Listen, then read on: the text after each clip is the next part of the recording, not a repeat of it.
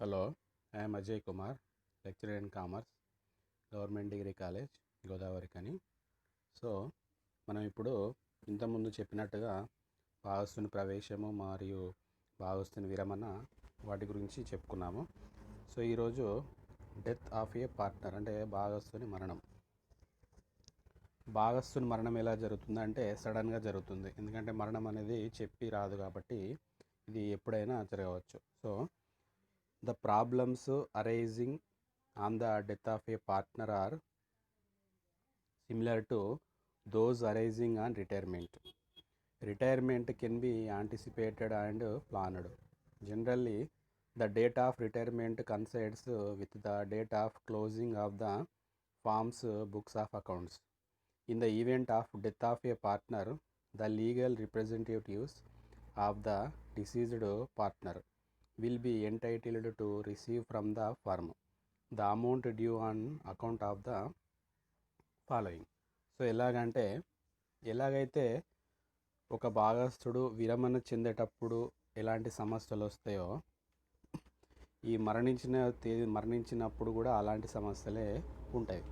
కావున ఈ విరమణ సందర్భంలో సంవత్సరం చివరిలో మనము అంటే ఖాతాలు ముగించే నాటికి జరుగుతుంది విరమణ అనేది. కానీ ఈ డెత్ ఆఫ్ పార్ట్నర్ అనేది ఎప్పుడైనా జరగవచ్చు.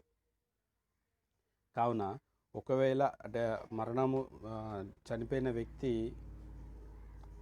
చనిపోయినాడనుకో, అతని భాగస్తులకు అతని యొక్క ఎవరైతే పార్ట్నర్షిప్లో ఉన్నారో ఆ భాగస్తులకు వారసులకు మాత్రమే తీసుకునే హక్కు చివరి వరకు అంటే ఆస్తి హక్కుల పట్టి వరకు తేదీ నుండి మరణించే తేదీ వరకు ఉంటుంది.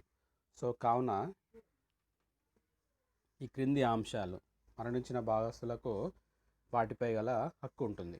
So first one, balance in capital account as per the last balance sheet అంటే ఆస్తి అప్పుల పట్టి ప్రకారం మూలధనం యొక్క నిల్వ, మరియు interest on capital if any అంటే మూలధనంపై వడ్డీ.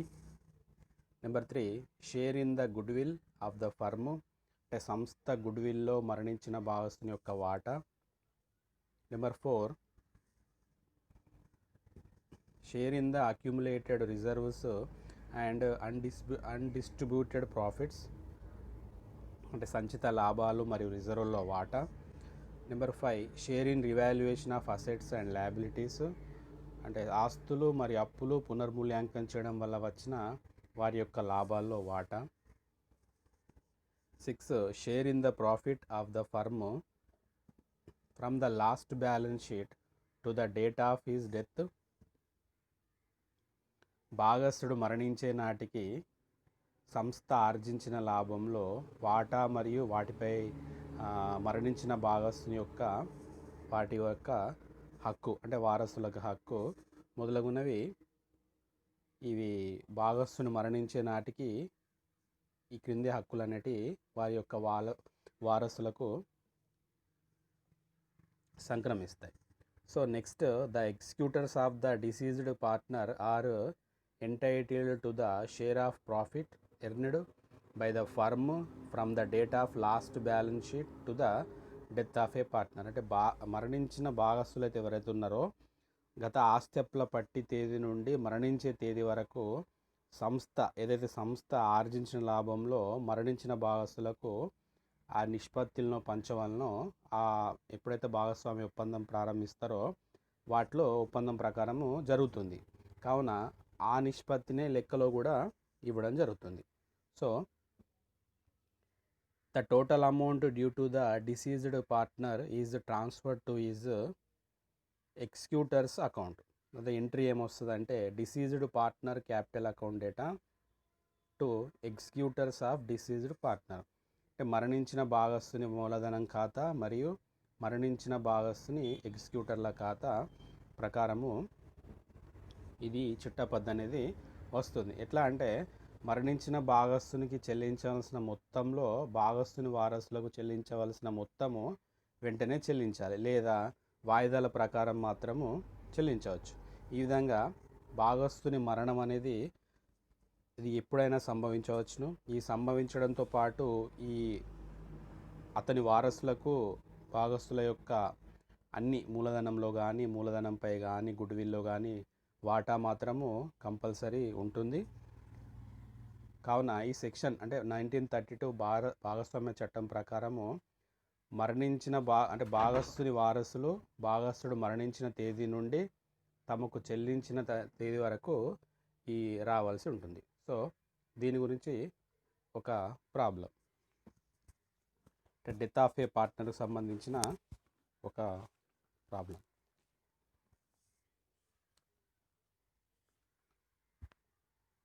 So death of a partner, ఇక్కడ ముగ్గురు భాగస్థులు Mahesh, Naresh and Suresh were in partnership sharing profits equally. Suresh dies on 31st March 2005. The balance sheet of the firm on 31st December 2004 stood as follows. Okay, so creditors 12,900, general reserve 30,000, 6,000, and capitals Mahesh 30,000, Naresh 20,000, and Suresh 20,000. Total 70,000. Next assets వైపు cash in hand and bank 5,000, debtors 10,000, stock 10,000, investments at cost ప్రకారము 5,000. Next free hold property అంటే స్వేచ్ఛాయుత ఆస్తి 40,000 and goodwill 18,900. So ఇది problem. Continuation సర్దుబాటులో on the date of death freehold property is valued at 58,000. అంటే మరణించే తేదీన స్వేచ్ఛాయుత ఆస్తిని 58,000గా మరియు ఇన్వెస్ట్మెంట్స్ని 4,700గా మరియు స్టాక్ని 9,400గా లెక్కగట్టినారు. Next goodwill is to be valued at 1 year's purchase of the average profit of the past 5 years. గత 5 సంవత్సరాల సరాసరి లాభాలలో 1 సంవత్సరము కొనుగోలుగా గుడ్విల్ను విలువ కట్టాలి. Number C, Suresh share of profit to the date of his death is to be calculated on the basis of average profits of the preceding 3 years. Suresh మరణించే తేదీన అతని యొక్క వాటా మూలధనము, ఆ వాటా యొక్క లాభము మరియు 3 సంవత్సరాల సరాసరి ఖాతాల ప్రాతిపదికపై కనుగొనాలి. సో ఆ ప్రాఫిట్స్ ఏంటిది అనేది 5 సంవత్సరాల లాభాలు కింద ఇవ్వబడమైంది.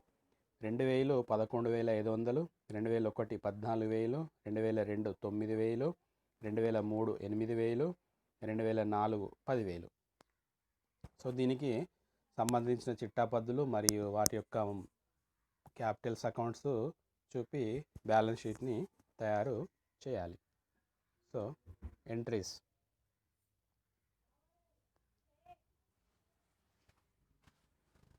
ఫస్ట్ గుడ్విల్ ఎంత కట్టాలి? పాస్ట్ 5 years అన్నాడు కాబట్టి పాస్ట్ 5 years ప్రాఫిట్ 1 year 1 సంవత్సరం కొనుగోలు కాబట్టి యావరేజ్ ప్రాఫిట్ మెథడ్ అంటే సరాసరి లాభాలది ఏంది 11,500 plus 14,000 plus 9,000 plus 8,000 plus 10,000. So total చేస్తే 52,500 డివైడెడ్ బై 5 సంవత్సరాలు ఈజ్వల్ ఎంత వస్తుంది? 10,500 వస్తుంది. So goodwill is equal 10,500 into 1 is equal 10,500. So ఇది గుడ్విల్కి సంబంధించిన 1 సంవత్సరంది. అంటే 5 సంవత్సరాలని సరాసరి లాభాలు చేస్తే మనకు 10,500 వచ్చింది. So number 2, calculate death of partner profit. మరణించే తేదీ నాటికి సురేష్ యొక్క ప్రాఫిట్ లాభం కాబట్టి 3 years అన్నాడు. ఇక్కడ 1 సంవత్సరం కొనుగోలు అన్నాడు, తర్వాత ఇక్కడ 3 సంవత్సరాల సరాసరి లాభాల అన్నాడు. 3 years ప్రాఫిట్ అంటే 3 years ఎక్కడ నుంచి 9,000 plus 8,000 plus 10,000 is equal to buy 3 చేస్తే 27,000 వస్తుంది. బై 3 చేస్తే ఎంత? 9,000 వస్తుంది. కాబట్టి ఇక్కడ 3 months ప్రాఫిట్ ఎంత? 9,000 ఇంటూ 12/3 చేస్తే 2250 అనేది గుడ్ విల్ వస్తుంది. దీన్ని సురేష్ యొక్క షేరు ఎంత 2250 ఇంటూ 1/3 750 అతని యొక్క సురేష్ యొక్క మరణించే వ్యక్తి అతను కాబట్టి అతని యొక్క వాటా. సో జర్నల్ ఎంట్రీస్ ఇక్కడ సాధారణ రిజర్వ్ అన్నాడు 6000. ఇది ఇక్కడ భాగస్తులు లాభాలను సమానంగా పంచుకున్నారు కాబట్టి 6000 సాధారణ రిజర్వ్. సో సమానం కాబట్టి 2000 2000 2000. Okay, next revaluation account. So ఇక్కడ ఆస్తులు తగ్గితే డెబిట్ అవుతాయి, ఆస్తులు పెరిగితే క్రెడిట్ అవుతాయి. సో మనకు లెక్కలో టు ఇన్వెస్ట్మెంట్ అంటే పెట్టుబడులు ఎంత ఉన్నాయి, లెక్కలో ఆస్తుల పట్టికలో 5000 ఉంది, కానీ ఇక్కడ అతను మరణించే తేదీ నాటికి పెట్టుబడులు 4700 ఉంది. అంటే ఇక్కడ ఆస్తి విలువ తగ్గింది కాబట్టి ఆటోమేటిక్గా డెబిట్ వైపు టు ఇన్వెస్ట్మెంట్స్ 300 అని చూపెట్టాలి, అంటే 300 తగ్గింది. సో నెక్స్ట్ సరుకు స్టాక్ ఎంత ఉంది, మరణించే అతనికి ఆస్తుల పట్టికలో 10,000 ఉంది, ఇక్కడ మరణించే తేదీ నాటికి 9400 ఉంది కాబట్టి తీసేస్తే ఎంత 9400. అక్కడ 10,000 ఇక్కడ 9400 తీసేస్తే ఇక్కడ ఎంత వస్తుంది 600 వస్తుంది. సో నెక్స్ట్ గుడ్ విల్ను స్థిరాస్తిగా, goodwill is created as fixed asset then it comes under revaluation account. కాబట్టి స్థిరాస్తిగా గుడ్ విల్ను తీసుకున్నాడు కాబట్టి అది రివాల్యుయేషన్ అకౌంట్లో వస్తుంది. సో గుడ్ విల్ ఎంత, యాక్చువల్ గుడ్ విల్ ఎంత 18,900. ఓకే, తీసేస్తే ఇక్కడ ఎంత ఉంది గుడ్ విల్ మనకి ఎంత వచ్చింది 10,500 వచ్చింది. తీసేస్తే ఎంత వస్తుంది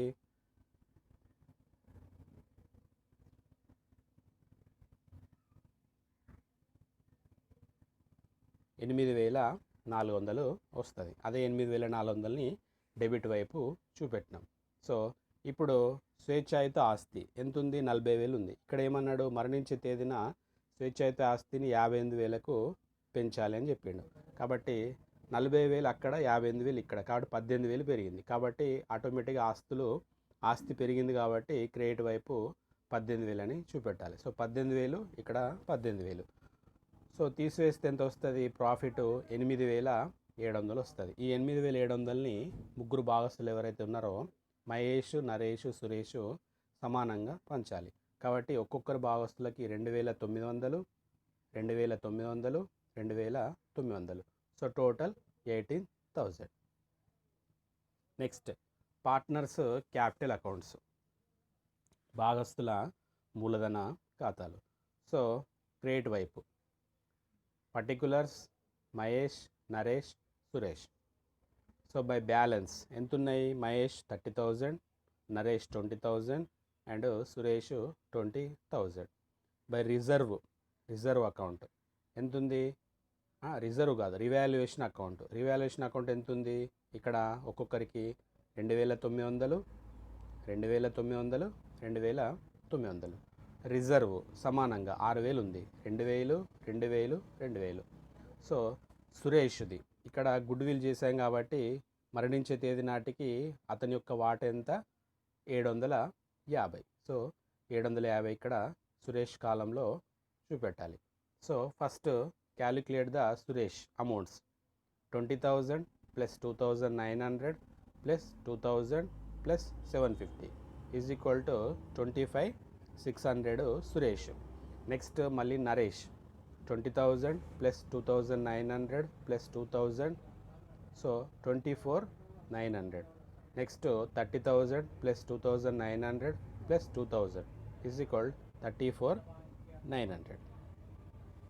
సో ఇది పార్ట్నర్స్ క్యాపిటల్స్ యొక్క అకౌంట్లోని ఒక్కొక్కరి యొక్క వారి యొక్క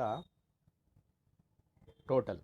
సో అదే టోటల్ని డెబిట్ వైపు రాసుకుంటాం. To balance 34,900 and 24,900. కాబట్టి ఎవరు మరణించారు కాబట్టి అతనికి సపరేట్గా సురేష్ యొక్క అప్పు ఖాతా 25,650 అతని కాలంలో చూపెట్టాలి. సో మనకు తెచ్చిన నిల్వ తేల్చి నిల్వ అవుతుంది. సో తేల్చి నిల్వ ఎంత అవుతుంది 34,900 24,900 25,600. సో ఇది పార్ట్నర్స్ క్యాపిటల్ అకౌంట్ యొక్క ఖాతా. Next balance sheet of Mahesh and Naresh. Suresh చనిపోయింది కాబట్టి మహేష్ నరేష్ యొక్క బ్యాలెన్స్ షీట్ మాత్రమే తయారు చేయాలి. సో ఇక్కడ assets cash and bank 5,000 and debtors 10,000. ఇక్కడ ఎంత ఉంది? డెబిటార్స్ 10,000 ఉంది కాబట్టి సర్దుబాటులో ఏం లేవు కాబట్టి 10,000 డెబిటార్స్.